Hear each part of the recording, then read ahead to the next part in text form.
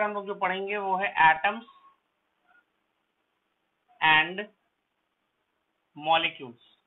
Atomic structure की sheet तुम लोगों को मिल गई होगी, उसको तुम लोग सॉल्व करोगे, उसमें पूरी थ्योरी भी दी हुई है। ठीक है, थ्योरी दोबारा लिखने की जरूरत नहीं है, जो पढ़ाया था वही थ्योरी है, जो आपने नोट्स बनाया है वही थ्योरी है।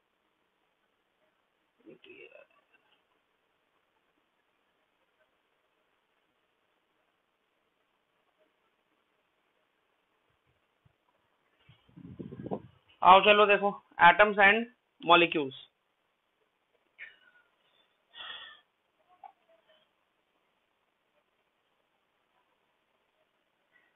देखो, दुनिया में जितने भी सब्सटेंस होते हैं उनमें जो सबसे छोटा पार्टिकल होता है उसको बोलते हैं एटम।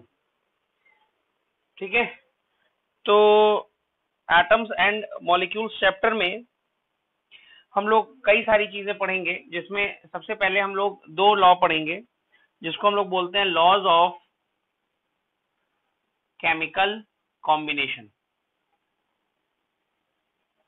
पहला टॉपिक इस चैप्टर का लॉज ऑफ केमिकल कॉम्बिनेशन। इसमें कई सारे लॉज होते हैं, लेकिन क्लास 9th में दो लॉज पढ़ने हैं। एक लॉ ऑफ कंजर्वेशन ऑफ मास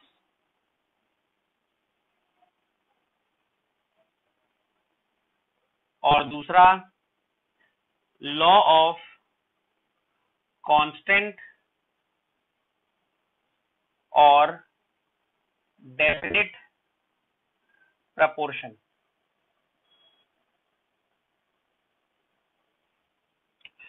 तो पहले law of conservation of mass देख लो। Law of conservation of mass. Law of conservation of mass क्या है? Law of conservation of mass कहता है कि किसी भी रिएक्शन के दौरान रिएक्शन शुरू करने के पहले जितना मास होगा, रिएक्शन खत्म करने के बाद भी टोटल उतना ही मास होगा। ठीक है, मतलब total mass during a chemical reaction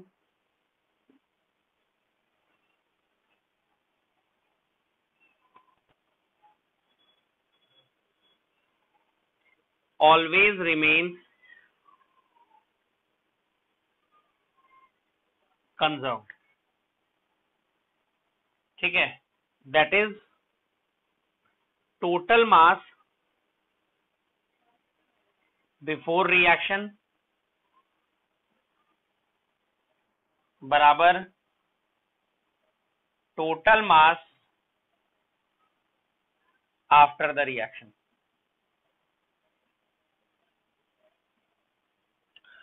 जैसे मान लो कि CaCO3 है, इसके डिकम्पोजिशन से CaO और CO2 बन रहा है, तो इसका मॉलिक्यूलर मास कितना होगा? 100 ग्राम। बताएंगे अभी कैसे निकालना है। अगर इसका निकालोगे तो 56 ग्राम, इसका निकालोगे तो 44 ग्राम, तो टोटल इन दोनों को जोड़ोगे कितना आएगा? 100 ग्राम। जितना पहले है उतना ही बाद में। दूसरा देख लो,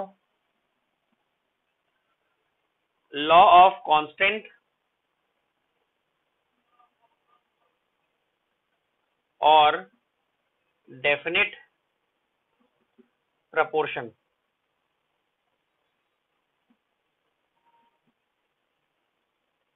ये क्या है?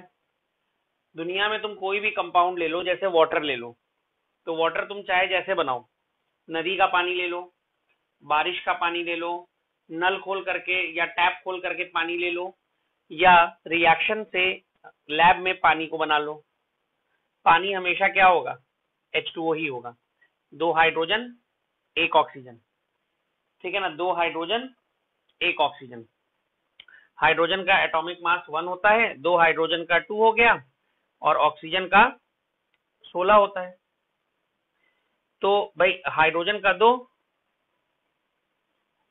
ऑक्सीजन का 16, तो इसका रेशियो निकालोगे तो कितना आएगा? 1:8। मतलब a given compound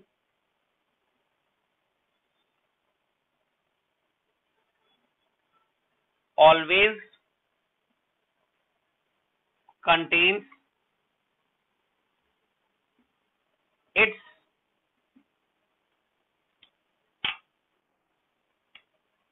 component elements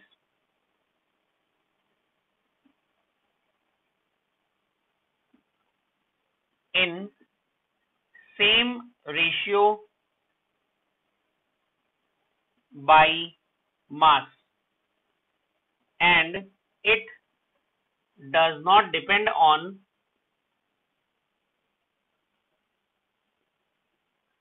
its source or method of preparation.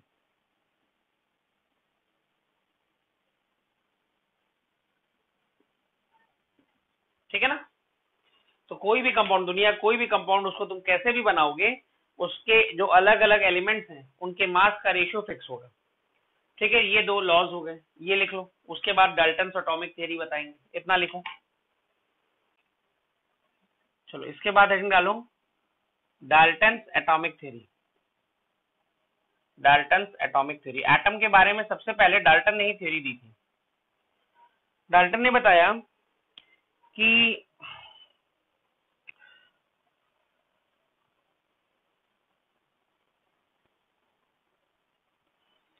किसी भी सब्सटेंस के सबसे छोटे पार्टिकल्स एटम्स हो सकते हैं।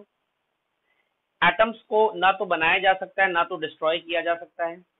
एटम को आप छोटे पार्ट में डिवाइड नहीं कर सकते हैं। किसी एक ही एलिमेंट, जैसे मान लो हाइड्रोजन एलिमेंट है, इसके तुम जितने एटम्स लोगे, 1 एटम, 2 एटम, 50 एटम, 100 एटम, सारे एटम्स आइडेंटिकल होंगे साइज, शेप, मास, इन सब में। लेकिन जब अलग अलग एलिमेंट होगा, जैसे मान लो एक हाइड्रोजन है और एक हीलियम है, हाइड्रोजन है और हीलियम है, इन अलग अलग एलिमेंट्स के जो एटम है, इनका साइज, शेप, मास अलग अलग होगा। जब भी कोई दो एटम आपस में कंबाइन करता है तो उससे केमिकल,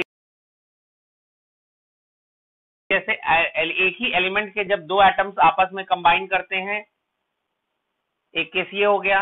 मान लो दो अलग अलग एलिमेंट के एटम्स आपस में कंबाइन कर लें कि 2H एक O के साथ कंबाइन करके H2O, 2H एक O, इसको हम लोग बोलते, तो यहां से जो चीज बनती है उसको बोलते हैं मॉलिक्यूल। अलग अलग एलिमेंट के एटम से जो चीज बनती है उसको कंपाउंड बोलते हैं। ये भी मॉलिक्यूल है, ये भी मॉलिक्यूल है, लेकिन इसको हम लोग कंपाउंड भी बोल सकते हैं, इसको कंपाउंड नहीं बोलेंगे। एक ही एलिमेंट के एटम्स होते हैं तो उसको सिर्फ मॉलिक्यूल बोलते हैं।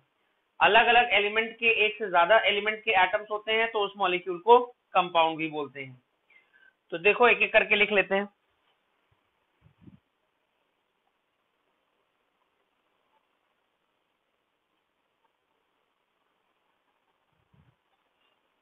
देखो पहला पॉइंट, पहला point, atoms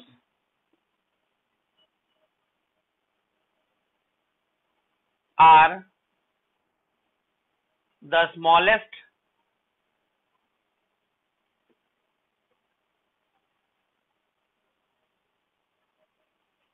part of any substance.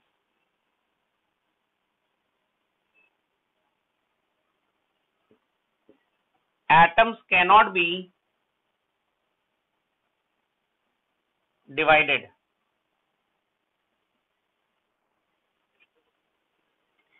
Atoms can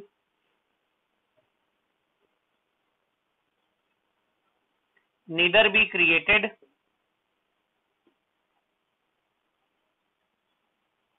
nor be destroyed.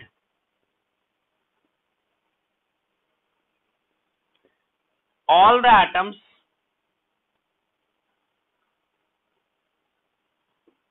of an element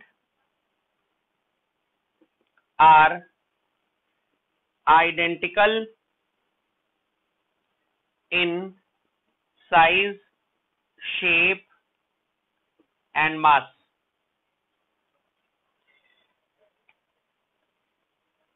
Atoms of different elements differ in size, shape, size, shape and mass. कोई चीज ना समझ में आए तो पूछ सकते हो।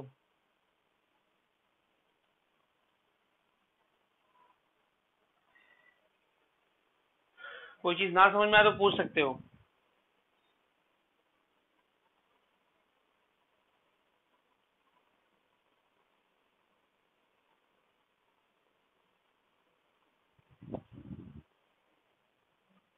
सिक्स पॉइंट, टू और more atoms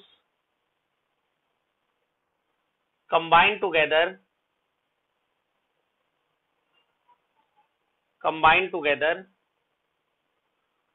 to form a molecule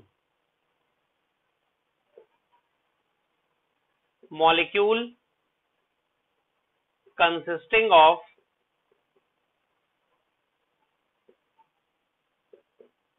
atoms of two or more element is called compound। ठीक है, ऐसा नहीं है कि डाल्टन्स एटॉमिक थ्योरी भाई हमेशा पूरी तरह से सही है। डाल्टन्स एटॉमिक थ्योरी भी